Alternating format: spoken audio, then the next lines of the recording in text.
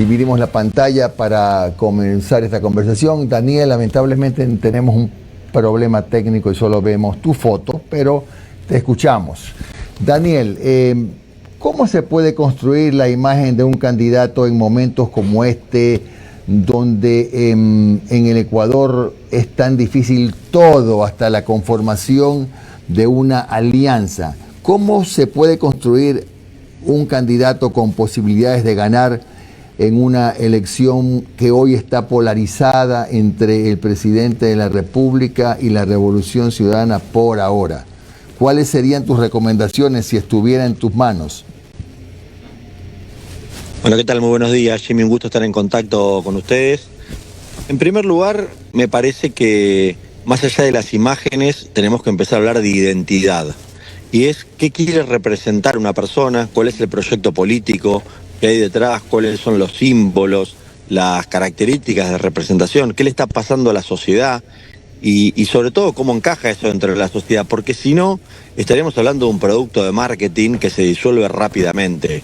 Y en el caso de la política, no alcanza solamente con marketing, sino que tiene que haber una historia, tiene que haber una característica de representación, tiene que haber atributos, tiene que haber un proyecto con propuesta de futuro y obviamente un análisis de la coyuntura y del presente, ¿no? Y en el caso del Ecuador un precedente que duele, que es difícil y que obviamente eso genera determinados miedos, preocupaciones en la sociedad y tiene que haber alguien que pueda resolver sobre todo temas claves con liderazgo, pero además demostrando una historia, una experiencia y que no es solamente una cuestión de marketing, sino que hay algo que pueda solucionar los problemas cotidianos que hoy viven los ecuatorianos. Claro. Ahora, en lo que tiene que ver con la campaña, no sé cuánto influye el hecho de que va a ser muy complejo para los candidatos hacer territorio. ¿Por qué? Porque como debe saberlo Daniel, acá la inseguridad es rampante en todas partes, en casi todas las ciudades donde habrá más movimiento político, pues los índices de violencia, de presencia de GDOs están elevados, ¿no? ¿Cómo se hace cuando los candidatos tendrán tantas complicaciones para caminar en calles donde, aunque no me lo creas, Daniel, te cobran las bandas para que ingrese la gente? Bueno, Jimmy, la verdad que sí, es lamentable el presente de Ecuador. Mirá, hemos trabajado muchos años también en México, en Colombia, y lo que hoy se vive en el Ecuador no es comparable, con lo cual vamos a ir a una campaña atípica, donde obviamente va a haber que tomar recaudos, donde hay campañas que van a transitar mucho más en lo digital, en lo mediático, y tal vez los contactos territoriales sean para nutrir también no solamente el contacto con la gente, sino para las distintas plataformas donde uno quiera expresar sus propuestas. Pero lo que vos planteás es muy serio, ¿no? Porque claramente toda campaña política, en Matrix Política, que en pocos días ahora te voy a contar, vamos a estar en el Guayas también, en Guayaquil, haciendo una presentación en un evento que organiza Jaque o Mate de construcción de campañas electorales. La esencia de Matrix Política, mi último libro, habla de la implementación en la triple vía, que es medios de comunicación tradicionales, redes sociales y territorio. Y que eso es indispensable y se construye un sistema de comunicación a partir de la implementación de tu estrategia en los tres canales de manera simultánea, con una misma narrativa y un mismo mensaje. Bueno, te diría que en el Ecuador sería uno de los primeros lugares donde esta técnica y esta metodología de trabajo va a ser difícil, porque una de esas tres patas, que es el territorio, tiene una complicación adicional, que uno no lo puede hacer fluido, que esos contactos con la gente, esas grandes caravanas, esos grandes eventos, va a tener una dificultad extra que tienen que ver con la seguridad, que tiene que ver cómo alguien que quiere en democracia llevar una idea hasta un determinado lugar se ve impedido de hacerlo, ¿no? Y esto es difícil de verlo, a veces sucede en algunos países, en alguna región muy en particular. Ahora, cuando esto se generaliza, por eso digo que es un caso único, y lo que sí también es cierto es que es una sociedad que va a enfrentar una campaña electoral con miedo, con todo lo que eso significa, ¿no? Y es lo peor que le puede pasar a un ciudadano para vivir en libertad, tener miedo. Claro. Ahora, en este sentido, por las razones que estás esgrimiendo, Daniel, las redes sociales entonces, en este país, las redes sociales van a tener un especial protagonismo, ¿no? Pero no solamente las redes per se, sino manejar bien las redes sociales. Sí, por supuesto, tener una estrategia de redes sociales es fundamental en la próxima campaña electoral.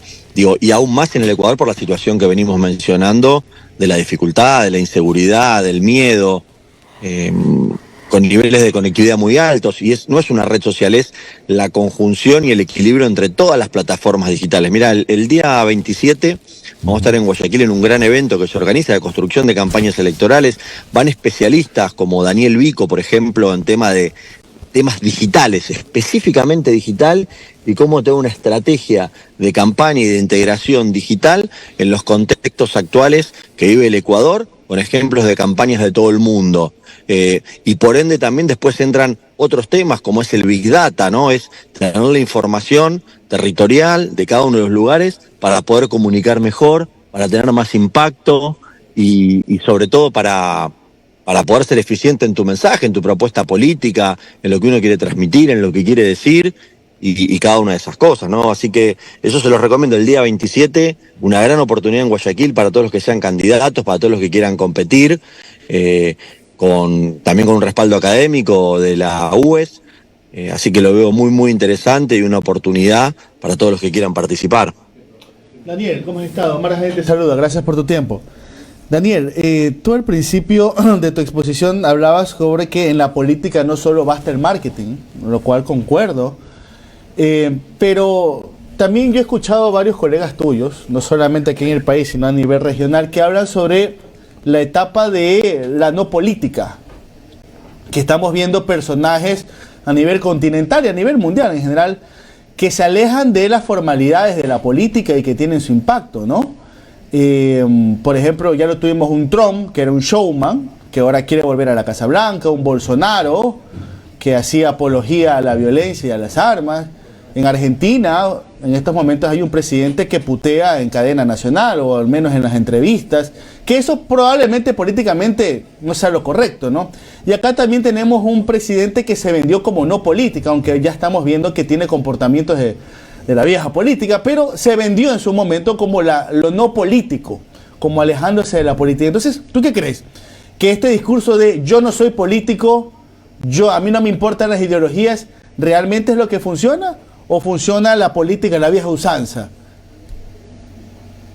Bueno, en realidad hay que analizar el contexto de la sociedad. En primer lugar, debo decirte que en el caso de Estados Unidos y de Donald Trump, claramente Estados Unidos en el 2016 vivía un cansancio de los partidos tradicionales, un cansancio, y buscaban alguna figura nueva que salió desde adentro de un partido tradicional, ¿no? Claro. Pero siendo, inclusive, rompiendo moldes dentro de ese partido tradicional como es el Partido Republicano. En el caso de Bolsonaro fue algo similar. En el caso de Milei es distinto, él se enoja contra todo el sistema y no venía de un partido tradicional. Son distintos comportamientos, pero para entender por qué esos candidatos terminan ganando elecciones, tenemos que entender qué le está pasando a la sociedad en un determinado momento.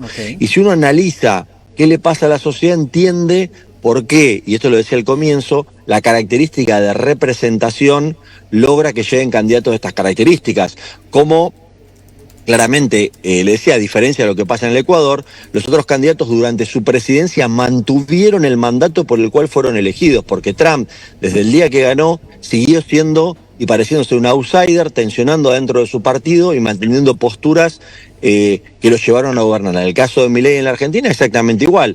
Él sigue actuando en contra de la casta, no se convierte en político y sigue trabajando en ese tipo de situaciones. Y cuando dice, pero es raro, ¿cómo puede ser que putee? Bueno, porque el 50% de la sociedad argentina quiere un político que putee a todos los políticos y que no sea tan político, ¿no? Entonces él continúa y reivindica. Yo creo que en el Ecuador la gran diferencia es que se dijo una cosa y después pasó otra, ¿no? Esto de unir a los ecuatorianos, y en realidad es una polarización más extrema y como que a medida que pasa el tiempo se va viendo qué es lo que se hace, ¿no? Y eso es mucho más complicado aún. Pero sí, claramente desde el 2016, Trump desde los Estados Unidos instala la idea de los outsiders como una alternativa al cansancio de los partidos políticos tradicionales. En algunos lugares funcionó y en otros, digamos, no tanto. Pero es normal que después de cada elección presidencial de Estados Unidos genere tendencias hacia Latinoamérica. Si hacemos un poco de historia, digamos, la primera elección de Barack Obama en el 2008, después del éxito electoral, todo el mundo quería parecerse a Obama, ¿no? Y era como a través de los celulares eran obamitas, ¿no? Que en cada país tenía su obamita. Claro. De hecho, recuerdo un candidato dominicano con el cual trabajamos que el afiche de él era el Obama dominicano. Acá también tuvimos uno, era el Obama del Guayas, también tuvimos uno por acá. Sí, oye, Daniel, te hago otra consulta. Entonces, digo, esto se instaló y fue era la revolución de los celulares puestos en las campañas políticas para la recaudación de dinero. Exacto. Ya en el 2012, la reelección de Barack Obama fue la de la microsegmentación, 34.000 perfiles distintos en redes sociales para contactar gente y hacer microsegmentación en la comunicación. Claro. Y la del 2016 de Trump fue la de, podríamos decir, los outsiders, ¿no? Exacto. Los políticamente incorrectos. Y ya en el 2020, este es un dato, Biden no gana la elección, la pierde Trump. Porque la elección del 2020 en Estados Unidos fue Trump sí o Trump no. ¿Quién estaba ganó el Trump no? ¿Y quién era el candidato del Trump no? Fue Biden, que es el que estaba ahí. Ahora, Entonces, mira las cosas de la vida, es la ¿no? hiperpolarización. Mira las cosas de la vida, Daniel, que ya había gente que después lo del disparo en la oreja a Trump ya lo hacía sentado en la Casa Blanca, pero se ha visto que en las últimas métricas que Kamala Harris en algunos estados incluso remontado, ¿no? Y que ahora es una elección abierta. No hay ningún ganador fijo todavía, ¿no? Bueno, en Matrix Política, la construcción del candidato, una de las premisas en el final es, y el título es, esto no se acaba hasta que se acaba. Hasta que se acaba, claro. Algo que parece tan básico, no nos sentemos ni nos creamos ganadores hasta que no se cuente el último voto y nos digan que somos los ganadores, ¿no? Claro. Porque conocemos muchísimas personas que han festejado, muchísimas personas antes de tiempo, que creían que ya ganaban, u otros que nadie los tenía en cuenta, ¿no? Y después terminan ganando la elección. Entonces, yo creo que es un proceso largo, lo que sí también debo confirmar que estamos en sociedades polarizadas, ¿no? Claro. En toda la región. Y eso se ve también después en la conformación y en la construcción de los candidatos. Daniel, la última de mi parte, y más que la parte electoral, te lo consulto como parte del día a día de un gobierno.